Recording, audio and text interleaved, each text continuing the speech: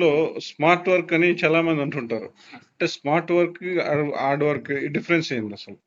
చూడండి, లైక్ ఎట్లా అంటే ఇది ఒక సుత్తి తీసుకొని బండని కొట్టే ప్రాసెస్ కాదు. అతను గంట సేపు చేస్తున్నాడు, నేను గంట సేపు చేస్తున్నాను. ఇది నాది ఇంత పగిలింది, అతను ఇంత పగిలింది అన్నట్టుగా ఉండదు. లైక్ ఇట్స్ మోషన్ చాలా పెద్దగా ఉంటుంది. There are many items. మీకు పేపర్ ఓపెన్ చేస్తేనే ఇట్స్ వెరీ కంప్రహెన్సివ్. అందులో మీరు పిక్ చేసుకోవాలి.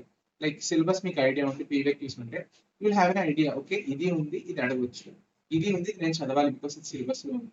అట్లా స్మార్ట్ గా ఏది పిక్ చేసుకోవాలో, ఏది వదిలేయాలో తెలియడమే స్మార్ట్ వర్క్. అందులో అండ్ దెర్ ఆర్ 4 ఇన్ని పేపర్స్ ఉన్నాయి కదా, జిఎస్ 4 పేపర్స్.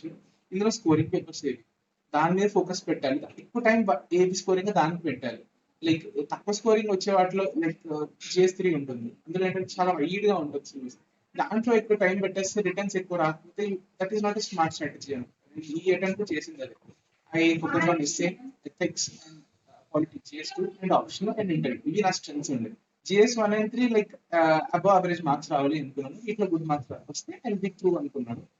సో కొంత వరకు వర్క్ అయింది అది. So I got 173 rank and IIPS. Next attempt లో I'm also writing and try to work on essay and GS 2. So ఇది చేయాలన్నమాట. ఇది స్మార్ట్ వర్క్ అంటే. అండ్ ఏంటంటే like you have to hit అనమాట. ప్రాపర్ గా యూ హ్యావ్ టు కన్సైజ్ ఈ areas అని. అండ్ క్వాలిటీ ఇంప్రూవ్ చేయడానికి ట్రై చేయాలి. That is more important in quantity. Okay.